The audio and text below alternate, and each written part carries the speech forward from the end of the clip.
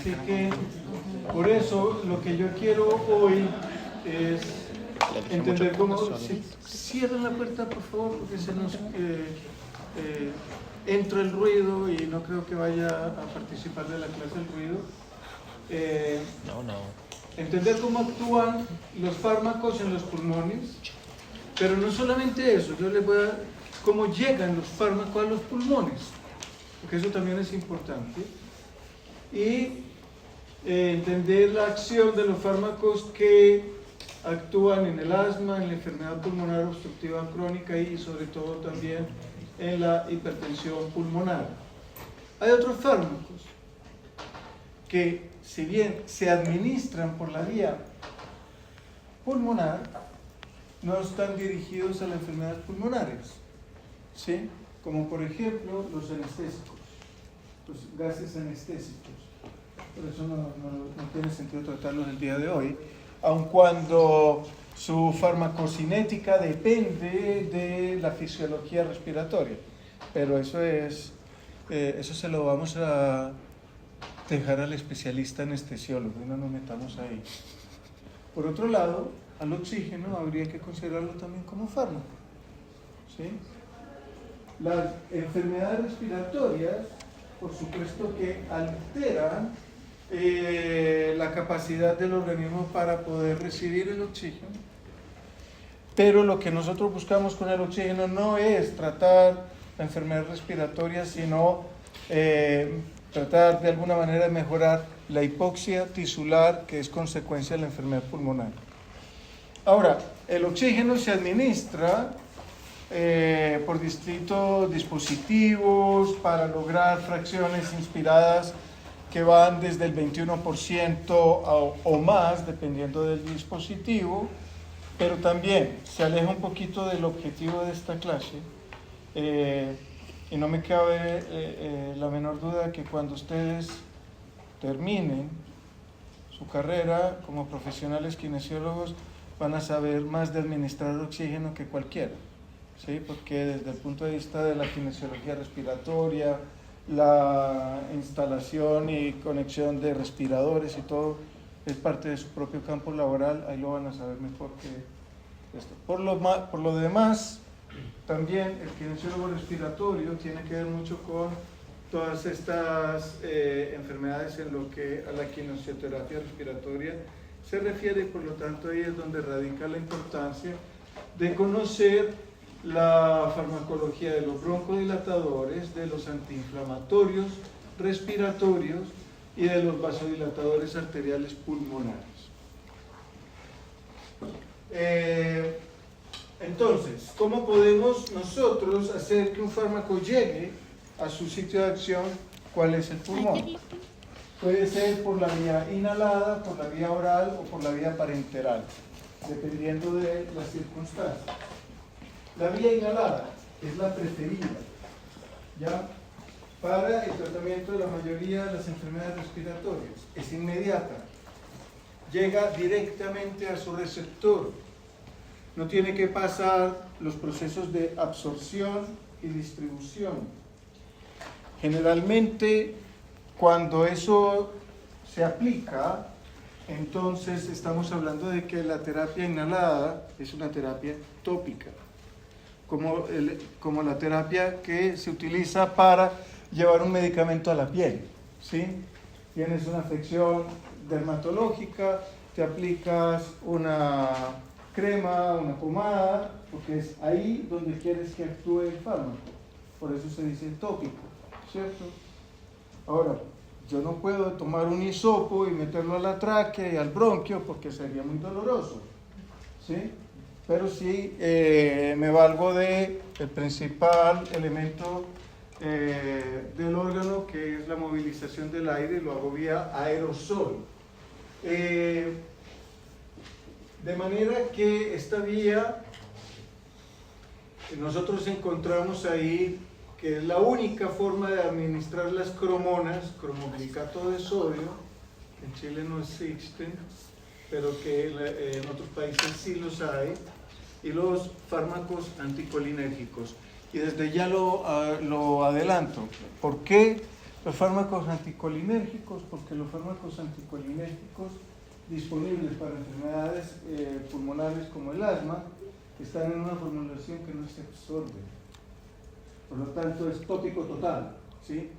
Si tuviéramos que utilizar un anticolinérgico por la vía oral, tendría que ser un anticolinérgico que se absorbe.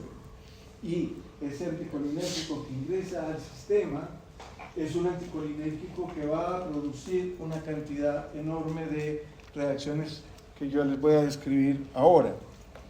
Ahora, es la vía preferida para los agonistas adrenérgicos beta 2 y corticoides, ¿sí? Porque si bien estos se absorben, tanto los beta 2 agonistas como los corticoides, los efectos secundarios sistémicos son mínimos si se administran bien. Y también para la administración de determinados antibióticos en la fibrosis quística. Para eso contamos con distintos dispositivos. Aquí tenemos los inhaladores de dosis medida, bien sea en aerosol o en polvo, ¿sí? Estos dos son los más frecuentes y dependiendo del medicamento también son o más baratos o más caros. Entonces, veamos un poquito de la dinámica de la administración de estos fármacos. La dinámica tiene que ver fundamentalmente con el tamaño de la partícula, ¿sí? Cuando nosotros tenemos partículas mayores a 5 micras, la verdad es que es como si estuviéramos inhalando un camión, ¿sí? Porque va a tener tal inercia al momento inspiratorio que una partícula de esa masa choca contra la pared posterior de la faringe y se deglute. Hay partículas menores a 1 micra. Esas partículas menores a 1 micra flotan, entran, salen, pero nunca alcanzan a tener una probabilidad alta de depósito en la vía aérea, o si se depositan a nivel alveolar. Pero en alvéolo no hay músculo liso, y por lo tanto poco sirve. Y esa partícula de menos de 1 micra probablemente va a ser o fagocitada o pasar a la sangre. Por lo tanto, va a tener un efecto inesperado. Por lo tanto, las partículas que están en este rango de 1 a 5 micras son las partículas que van a tener mayor eficacia para depositarse en el sitio que interesa. Y el sitio que interesa es en los bronquíolos. Tampoco me interesa que se quede en la tráquea. La tráquea es un cartílago y por lo tanto no es distensible, ¿sí? Lo que quiero es que llegue a los bronquíolos, que son los que tienen la fibra muscular lisa. ¿Ok?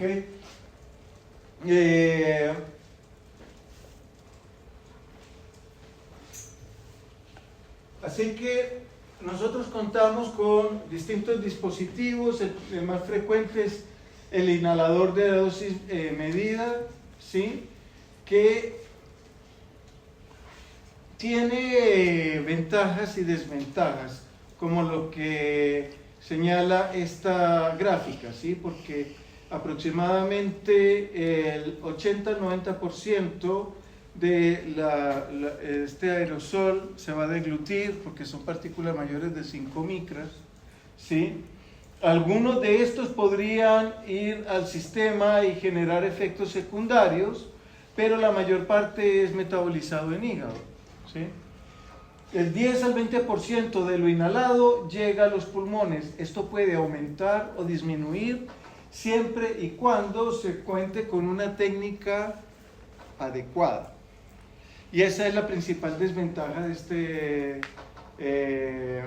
este dispositivo.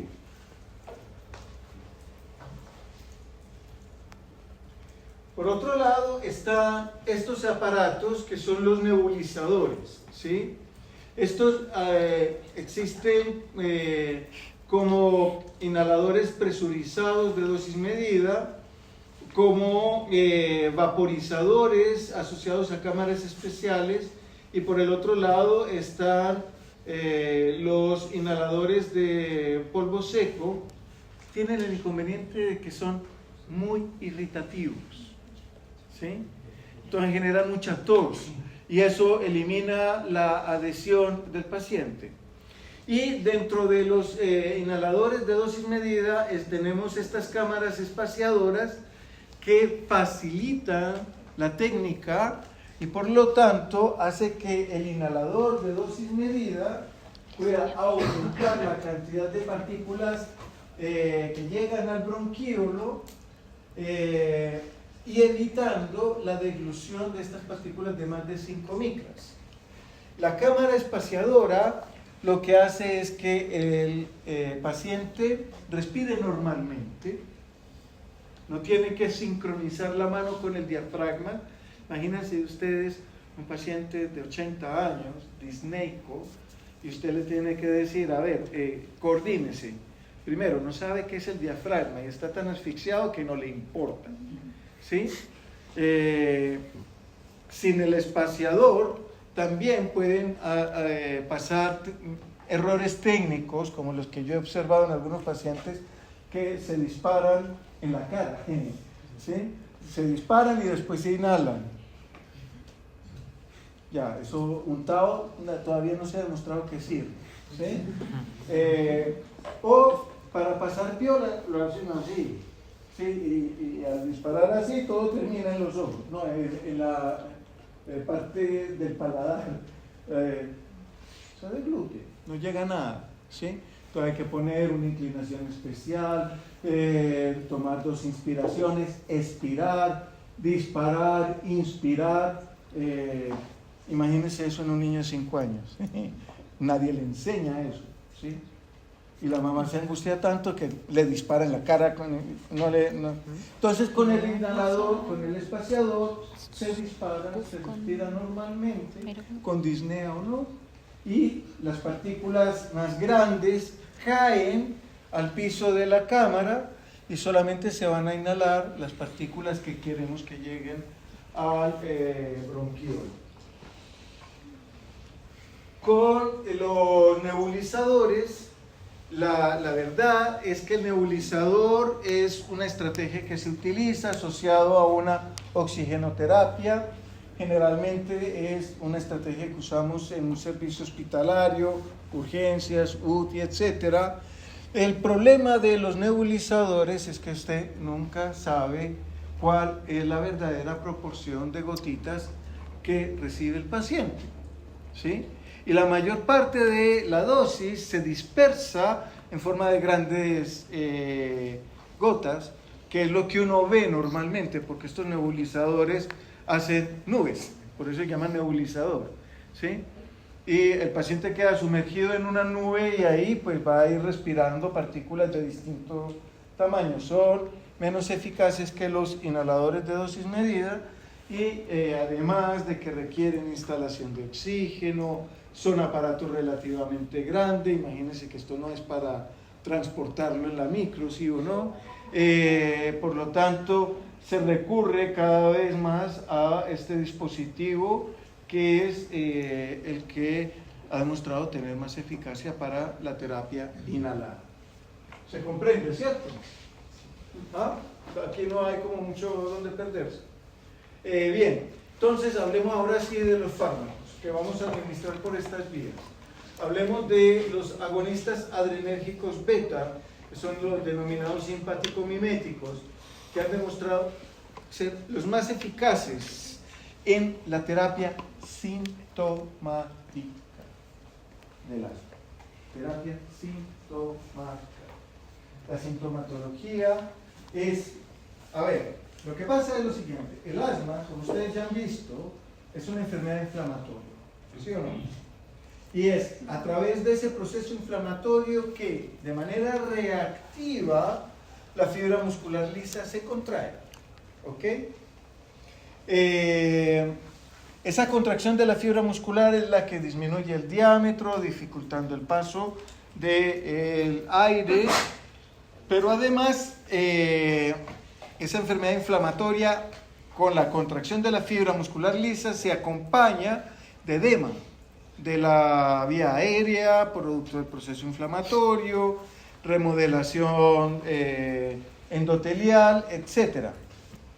Cuando yo administro un beta-2 agonista, estoy actuando directamente sobre uno de estos componentes, cuál es la fibra muscular lisa, principalmente. Y esa dilatación de la fibra muscular lisa aumenta el diámetro y mejora el flujo, por lo tanto mejora la sintomatología. Pero yo no estoy modificando la inflamación. Por eso es tratamiento sintomático. ¿Se entiende? Tenemos tres tipos: el salbutamol, el salmeterol y el bilanterol. Primer problema, todos terminan en terol. ¿Sí? Así que hay que memorizar. Ahora, el salbutamol y el salmeterol, más parecidos no pueden ser, ¿sí? Bueno, el que tiene la E es el que tiene la duración más larga, ¿sí? Entre el salbutamol y el salmeterol. Ojo, porque el bitanterol también tiene una vida prolongada. Entonces, el salbutamol, que es de una vida media corta, es un beta-2 agonista que nosotros vamos a considerar de rescate. El paciente está en una crisis asmática y le vamos a dar este fármaco, el salbutamol, porque tiene un inicio de acción rápido y una duración de acción corta. ¿Ok? Los de acción prolongada, ya sea el salmeterol o el bilanterol, tienen como objetivo mantener el estado broncodilatador, pero no rescatan de la crisis. Entonces son para apoyar el tratamiento broncodilatador crónico. ¿Sí? Es de soporte. Mantienen la fibra muscular lisa bronquial dilatada. ¿Cómo es el efecto? Estos fármacos impactan sobre el receptor adrenérgico beta-2, el cual, a través de la proteína GS, activa a la adenilato ciclasa, lo que conlleva a un aumento en la producción de AMP cíclico. Esta producción de AMP cíclico conlleva a disminuir el calcio citosólico por varios mecanismos. El primero, porque aumenta la captación reticular de calcio. Uno, esa es la más importante.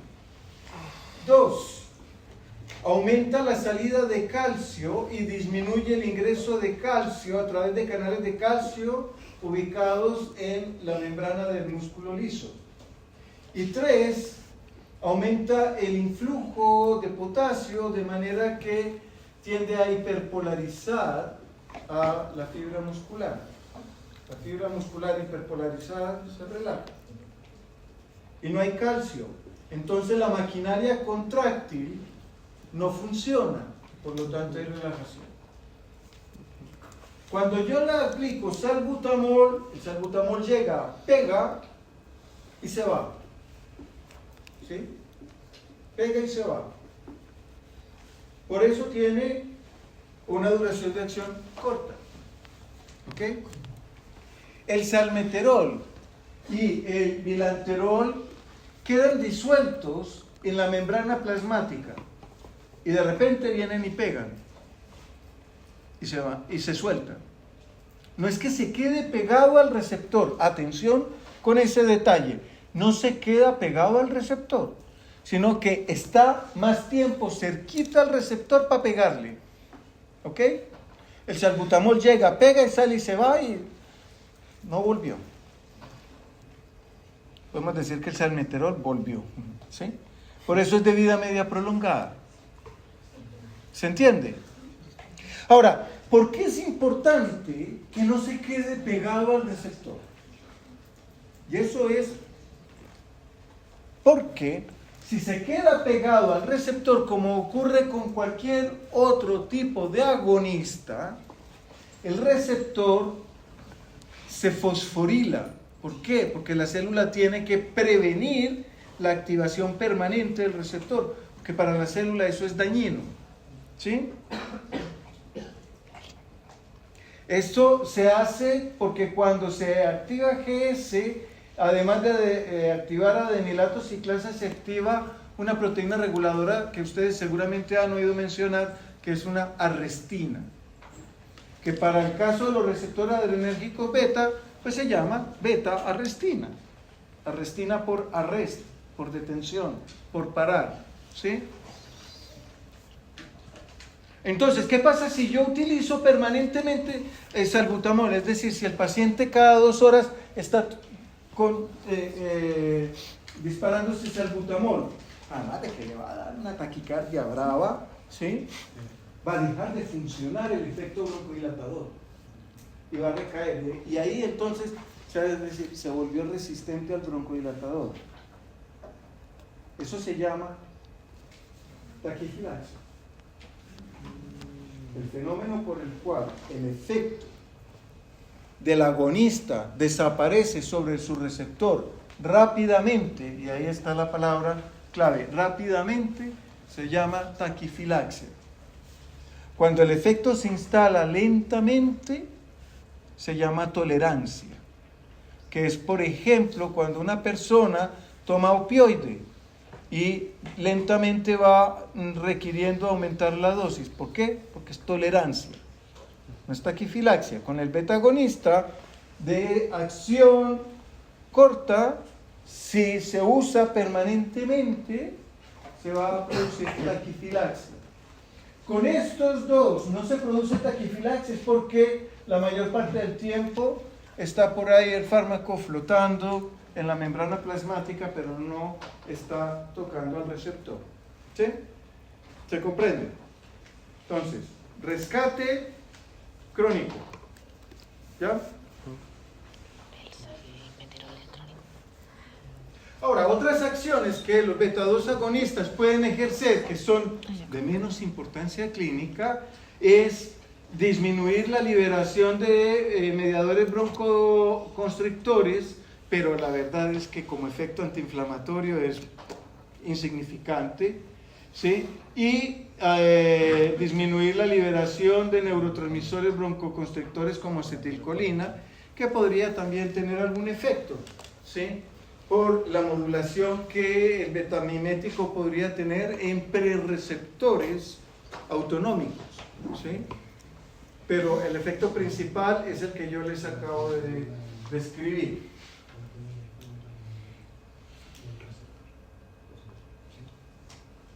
¿Qué reacciones adversas? Entonces cuando yo administro el betamimético por vía parenteral, que lo hay, por vía oral, que también lo hay, o por vía inhalada en dosis excesiva, el paciente va a presentar temblor muscular, taquicardia y palpitaciones, y tal vez estos dos son los efectos adversos más comúnmente reportados. Los otros son más raros, como la hipopotasemia o pérdida de la relación ventilación-perfusión por cambios en el flujo de sangre a consecuencia de vasodilatación pulmonar, ¿sí? Que lleva la sangre a regiones mal ventiladas y por lo tanto cambia la relación BQ, ¿sí? Y el tema de la taquifilaxia que ya les expliqué. Pero los dos primeros son tal vez los más importantes. ¿Alguna pregunta hasta el momento? ¿No? Bien. Tenemos ahora los antagonistas muscarínicos. Vimos que la acetilcolina es un poderoso broncoconstrictor, ¿sí o no? Muy bien. Entonces, si tenemos a la acetilcolina como un broncoconstricción, hay que antagonizar a la acetilcolina y eso me va a dar un efecto broncodilatador.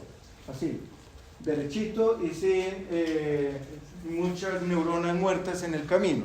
¿Sí? Se pensó y se hizo. Y se dice que es un antagonista muscarínico. ¿Por qué? Porque son los receptores que están en el músculo liso. Ya. Tampoco murieron muchas neuronas en el camino. Sí, no es tan difícil.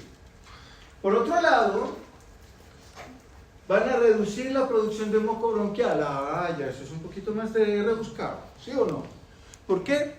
Porque acuérdense ustedes que las secreciones están gobernadas por el sistema autónomo.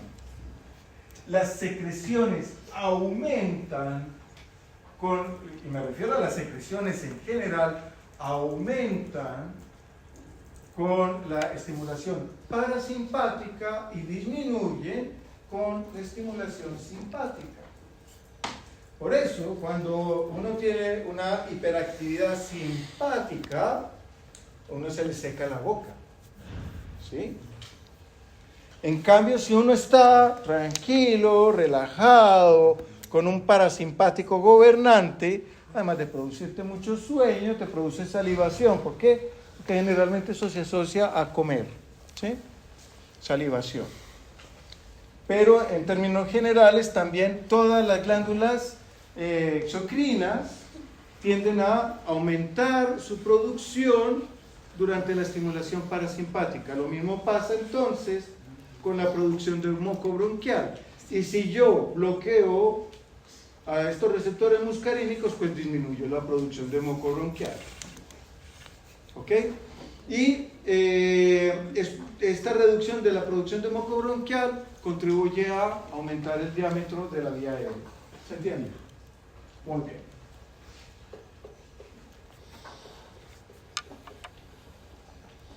Entonces, como consecuencia, la activación del receptor muscarínico lo que hace es activar una proteína G, que es la proteína GQ, la cual a su vez actúa la fosfolipasa C, la cual convierte el fosfatidilinositol de la membrana en inositol trifosfato, el que tiene que ver con aumento del calcio, ¿sí? Y ya sabemos que el aumento de calcio aumenta la contracción. Por lo tanto, si yo coloco un antagonista del receptor, esto no se va a activar, el calcio no va a aumentar y por lo tanto no va a haber contracción muscular. ¿Sí? El hipratropio es el antagonista del receptor muscarínico que se administra por vía inhalada exclusivamente, porque el hipratropio no se absorbe. Por lo tanto, nosotros a lo más un poquito de sequedad mucosas, pero no va a tener más reacciones adversas. Antes de la aparición de este tipo de anticolinérgicos, se tenía que recurrir a los anticolinérgicos sistémicos, por vía oral. Principal, el más usado antiguamente, era la atropina. De hecho, para las crisis asmáticas, los griegos recurrían a un método en el que hervían las hojas de la atropa belladona y se ponían debajo de una sábana e inhalaban el vapor. Ya ellos habían descubierto la terapia inhalada. ¿Sí? El paciente absorbía la atropina de la atropa belladona, ¿sí? Ese es el nombre de la planta, pero como es muy difusible, entonces la persona asmática empezaba a respirar mejor, tenía visión borrosa, sequedad de la boca, taquicardia, tenía retención urinaria, constipación, de respirar después. ¿Sí? Se sentía muy mal del resto del organismo, pero respiraba bien. ¿Sí? Con el hipratropio respira bien y no le pasa nada más, porque no se absorbe. ¿Sí?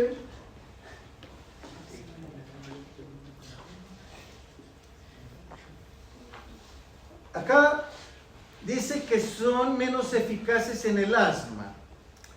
Eso es cierto hasta cierto punto. Sin embargo, a veces es necesario utilizarlo combinadamente con betaminético. De hecho existen formulaciones en el inhalador que tienen salbutamol y ipratropio, ¿sí? El problema es que tienen un inicio de acción un poquito más lento que el de los betamiméticos y por lo tanto el rescate no es tan eficaz. Por eso se dice que no son tan buenos en el asma. Pero en la enfermedad pulmonar obstructiva crónica son tan eficaces como los agonistas beta 2. Por lo tanto, en el EPOC podemos utilizar cualquiera de ellos o la combinación, que es mucho mejor. Y ahí tenemos al bromuro de ipratropio, al bromuro de tiotropio, tropio de atropina, ¿le suena? Atropio, ¿sí? Por eso se llama, ¿sí? Y el bromuro de umeclinidio, que sí, aquí la embarró para la mnemotecnia, pero quedémonos con el ipratropio, es de duración de acción corta, unas 6 horas. El tiotropio de acción prolongada de unas 16 a 18 horas y el umeclinidio 24 horas. ¿Sí? Por lo tanto, en un paciente con EPOC, el uso de inhalaciones de tiotropio o umeclinidio una vez al día puede ser más que suficiente para mantener el estado broncodilatador, facilitando la adherencia. ¿Sí? Facilitando la adherencia.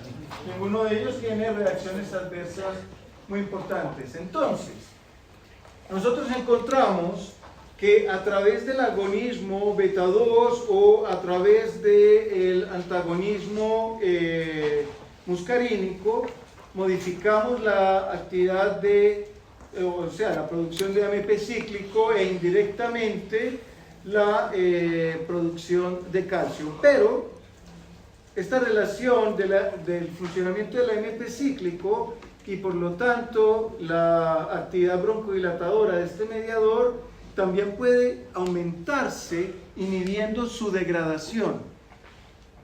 Esa degradación ocurre a través de la fosfodiesterasa. ¿Se acuerdan que lo más probable es que no, con altísima certeza, que hay unos inhibidores de fosfodiesterasa para el tratamiento de una enfermedad cardiovascular? ¿Se acuerdan de casualidad de la milrinona? No se acuerdan. Yo se los mencioné a la carrera, en la fase cardiovascular, creo que fue a través de un minuto, así que por eso no se van a acordar. Hay distintas fosfodiesterasas, dependiendo del tejido. La fosfodiesterasa cardíaca es distinta de la fosfodiesterasa del músculo liso en general. La teofilina inhibe la fosfodiesterasa del músculo liso. Y también inhibe otra fosfodiesterasa, del músculo liso, del músculo liso bronquial particularmente. El milrinone inhibe la fosfodiesterasa cardíaca, tiene otro efecto que no les voy a confundir la vida mencionándolo acá, se los dejo para que satisfagan su curiosidad después con Google, ChatGPT o lo que sea, o el de moda del Perplexity, salen todas las veces. ¿Qué es la teofilina? La teofilina es una metilxantina. ¿Y qué es una metilxantina? La metilxantina es una sustancia que todos ustedes consumen a diario.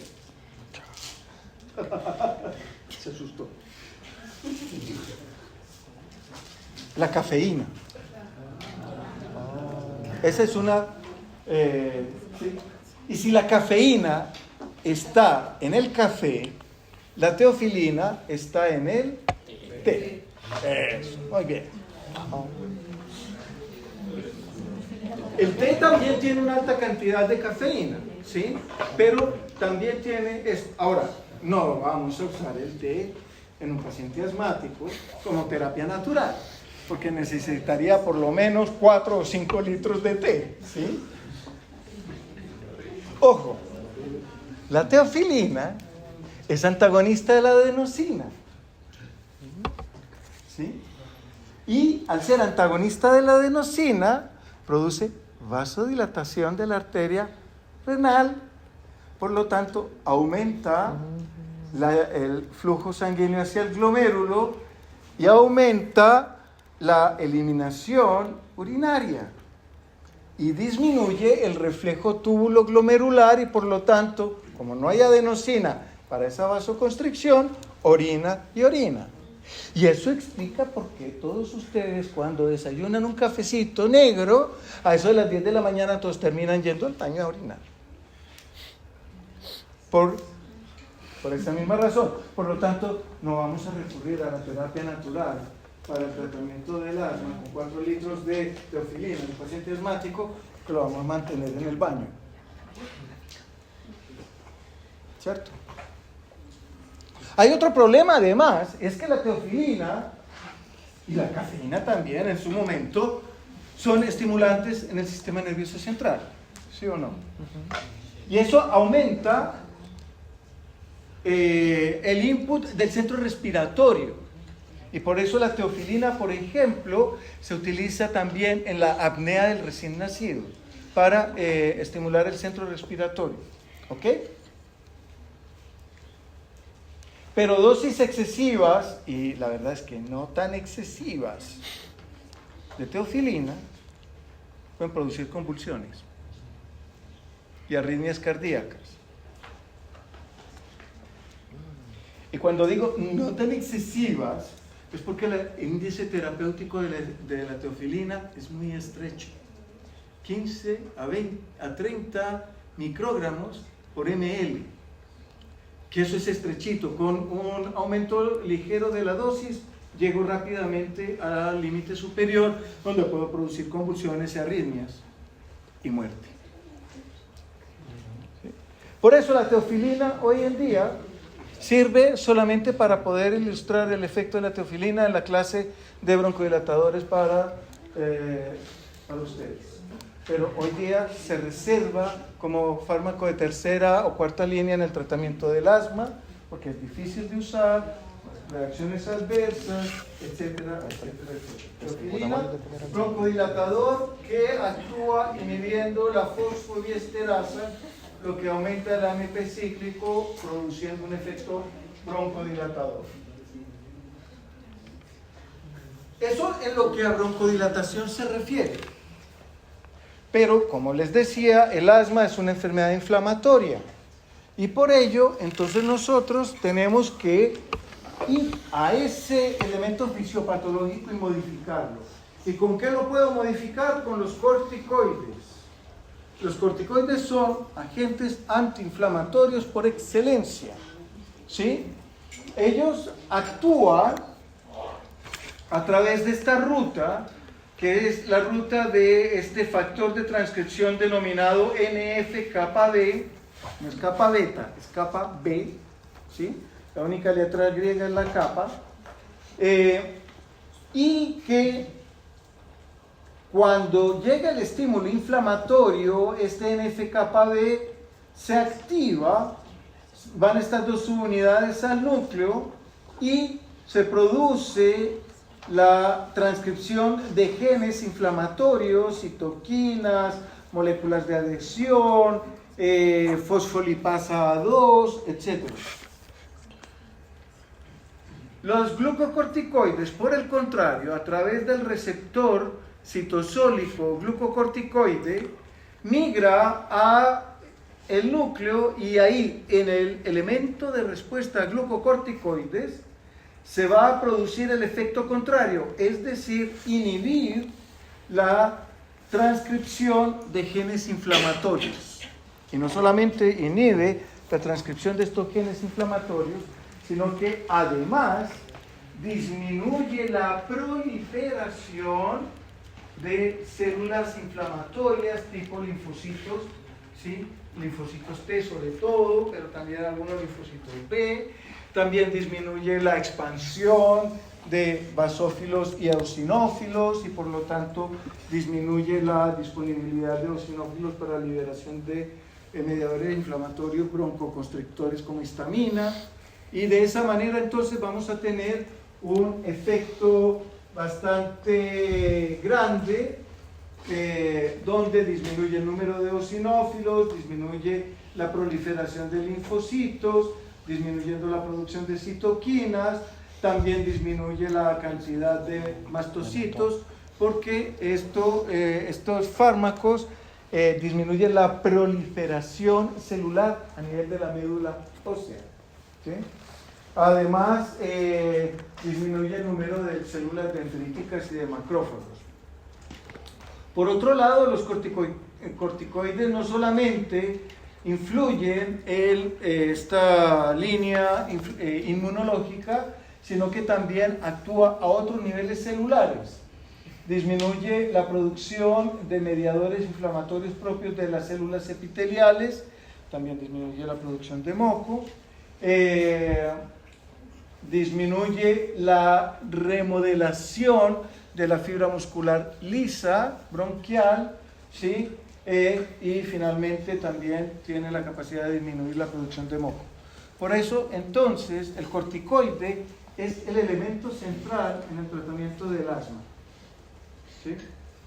Es el único que logra, entonces, control a largo plazo del asma, pero no producen broncodilatación. Por lo tanto, a mí no me sirve de forma aguda. Ahora, si yo tengo una crisis asmática severa, yo puedo atacar eso con el broncodilatador por un lado y con una dosis alta de corticoide para lograr un efecto antiinflamatorio rápido, ¿sí? Y por eso en una crisis asmática, sobre todo en las crisis más severas, se tiene que dar una terapia oral con una dosis, la dosis usual de prednisona es de 5 miligramos, pero en una crisis asmática se da 20-25 miligramos, ¿sí? Pero se tiene que dar por un tiempo corto. ¿Por qué? Porque el uso prolongado de corticoides inhibe el eje hipófisis, hipotálamo-hipófisis suprarrenal, y esa inhibición es tan permanente, tan prolongada, que al paciente durante esa inhibición, ante situaciones de estrés, no va a responder y puede comprometer la vida del paciente. Entonces se da esa dosis alta por no más de 5 días, que se ha visto que no es capaz de inhibir el eje, produce el efecto antiinflamatorio deseado, y después bajamos la dosis de manera que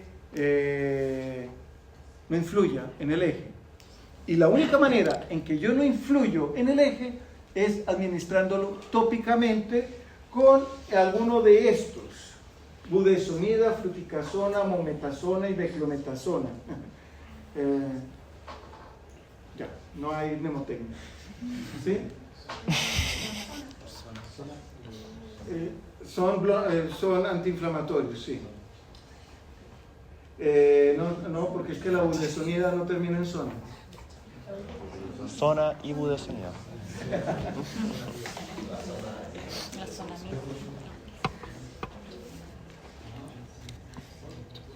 Si se administran por vía inhalada, no van a tener estos efectos sistémicos que son característicos de los corticoides, el Cushing, lo debo mencionar, ¿cierto? Por lo tanto, la vía inhalada también elimina esas reacciones adversas propias de los corticoides. En general, lo más frecuente es disfonía, ¿sí? Y candidiasis orofaringea. Pero la candidiasis orofaringea se previene. ¿Cómo? Después de la inhalación, enjuague, y listo. Y ya eliminamos la posibilidad de la candidiasis. Y otro es los antagonistas de los mediadores como los leucotrienos. Porque en el asma se encontró que los leucotrienos tenían un papel central en el proceso inflamatorio. Entonces, cuando descubrieron los antagonistas de los leucotrienos, dijeron: acá está la bala que va a matar el asma. ¿Por qué? Porque el leucotrieno era central, porque el leucotrieno era esencial, todo. Aparecieron estos inhibidores, se encontraron que eran buenos, pero no tanto, que siempre tienen que ir acompañados de un corticoide y de un broncodilatador. Por lo tanto, solos no son suficientes para tratar el asma.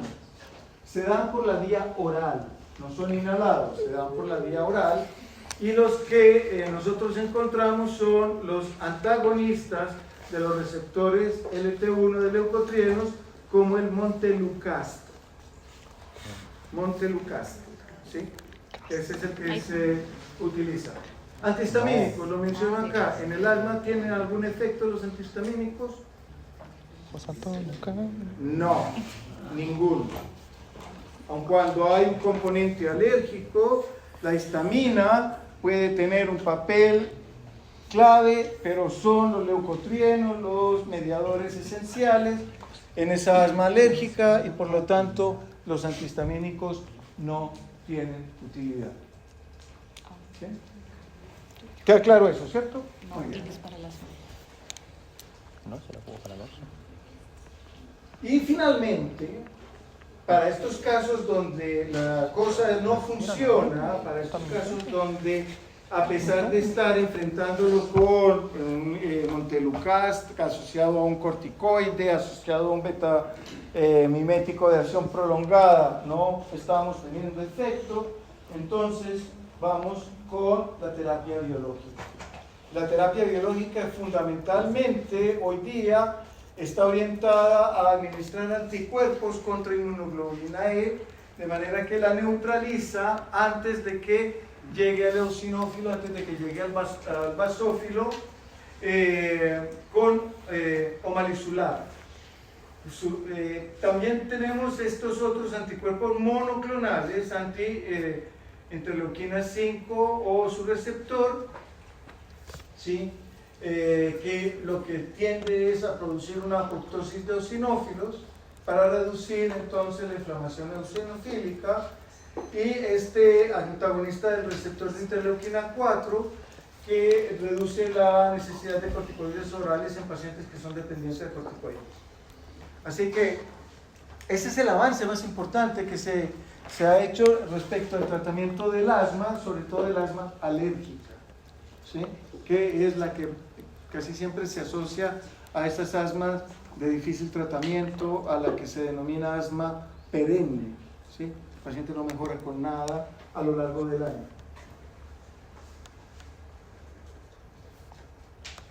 Y para terminar, tenemos a los fármacos empleados en la hipertensión arterial pulmonar. Hipertensión arterial pulmonar, a diferencia de la hipertensión arterial esencial, es un trastorno que tiene también, a veces, casi siempre, una causa desconocida, que es capaz de provocar daño cardíaco o, sobre todo, ventrículo derecho, que tiene también problemas hemodinámicos severos, que limita el transporte de oxígeno finalmente porque disminuye la perfusión pulmonar, y que requiere un enfrentamiento que es diferente a los vasodilatadores del lecho arterial. Para ello, lo que nosotros vamos a enfrentar son fundamentalmente la vía del óxido nítrico, ¿sí? Y estimulantes de la señalización del óxido nítrico, que es la vía de GMP. En ese sentido, entonces, nosotros encontramos de nuevo a nuestra amiga la fosfodiesterasa, pero en este caso la fosfodiesterasa 5, que es la fosfodiesterasa que degrada al GMP cíclico. ¿Okay? Y este GMP cíclico es el que media la acción del óxido nítrico a través de IGTP, ¿sí? Y este GMP cíclico disminuye el calcio de la fibra muscular lisa vascular de la arteria pulmonar fundamentalmente, pero también de otros lechos vasculares. Además, el GMP cíclico tiene un efecto antiproliferativo que disminuye la remodelación vascular y por lo tanto también previene el avance de la hipertensión arterial pulmonar, y también tiene un efecto antiagregante porque este mismo GMP cíclico podría participar en la agregación plaquetaria y por lo tanto va a prevenir la trombosis, que es una de las secuelas o complicaciones más importantes de la hipertensión arterial. Entonces, a través del óxido nítrico, esta molécula, el riociguat, es el que libera óxido nítrico, ¿sí? Y por lo tanto estimula la vía del GMP cíclico para producir el beneficio de la hipertensión pulmonar, o por el otro lado los inhibidores de la fosfodiesterasa como el sildenafil, ¿sí? Que también provoca. Ahora, este sildenafil se desarrolló para esta indicación, ¿sí? Cosa distinta es que después se descubrió que también este mismo mecanismo producía o revertía los efectos de impotencia. Y hoy día el sildenafil y compañía se utilizan o se expenden más para esa indicación clínica que para la hipertensión arterial pulmonar, pero sepan que la indicación real es esta, ¿sí? La hipertensión pulmonar a través de los estimulantes de la vía del óxido nítrico.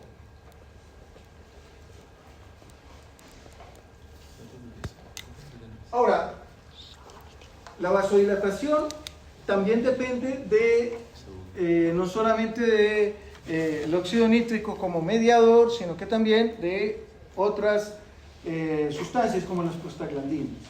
Recuerden que las prostaglandinas, sobre todo la prostaglandina E2 y la prostaciclina, son prostaglandinas vasodilatadoras, ¿sí? Además de tener los efectos que aumentan el dolor, que aumentan la inflamación, etc. Son moléculas vasodilatadoras. Y para el tratamiento de la hipertensión pulmonar, nosotros encontramos al epoprostenol, ¿sí?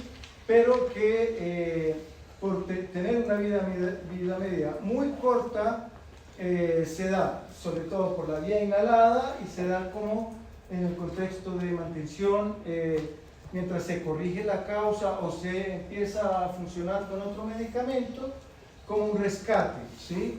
Y por el otro lado tenemos a los antagonistas de la endotelina, como el bosentan, ¿sí? La endotelina también, a través de esta proteína GQ, tiende a aumentar el calcio y por lo tanto producir hipertensión arterial. Por lo tanto, estos antagonistas bloquean esta línea y producen la vasodilatación que queremos en la hipertensión pulmonar. Y está también esto de moléculas pequeñas que son antagonistas de este receptor, que es el que media los factores de proliferación endotelial, ¿sí? El factor de proliferación endotelial activado tiende a tener también un efecto vasoconstrictor, pero sobre todo un efecto de remodelación vascular.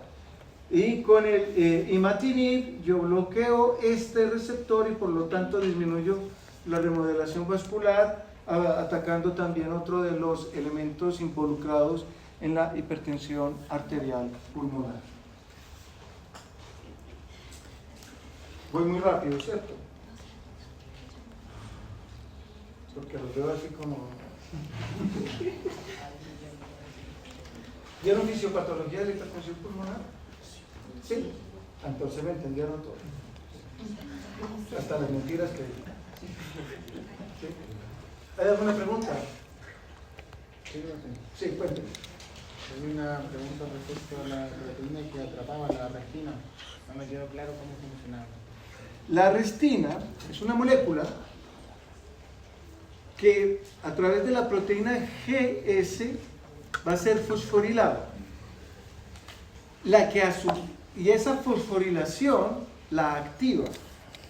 Y la restina entonces va a ir y va a su vez a fosforilar al receptor adrenérgico beta 2. El receptor adrenérgico beta 2 fosforilado se desacopla de la proteína G. Por lo tanto, si llega un agonista y se pega al receptor, no va a encontrar quien traduzca la señal. Entonces lo que hace la beta-arrestina es parar el proceso, parar la traducción de señales, de manera de que ese beta-2 agonista, salbutamol principalmente, no mantenga activada la cascada de traducción de señales. ¿Sí? Para una célula en situación normal es lo deseable, se produzca el pulso, ¿sí? El pulso de activación simpática modula el tono, pero en un estado patológico, que es lo que nosotros queremos modular con el fármaco, vamos a encontrar que al final el fármaco deja de funcionar porque desacoplamos al receptor con su vía de transducción a través de la activación de esta pequeña molécula que se llama arrestina. ¿Queda claro? ¿Y tiene efecto que podría revertir, por ejemplo, si uno deja de administrar fármacos? Claro, lo que pasa es que el efecto de las fosforilaciones intracelulares en términos general para cualquier tipo de receptor son pasajeras, no son permanentes. Entonces el receptor fosforilado, después de un tiempo se desfosforila, recupera la sensibilidad a la acción del agonista, ¿sí? Como una especie de interruptor. Cuando ya se producen otros elementos más permanentes es porque o se elimina el receptor, porque deja de sintetizarse el receptor, etc. Pero la fosforilación lo prende o lo apaga, y eso es rápido, ¿sí? Lo mismo le pasa a la restina se fosforila y va y hace su efecto, pero rápidamente se desfosforila y deja de hacer. Eso es esporádico. Rápido. ¿Sí? Muy bien, pues, entonces...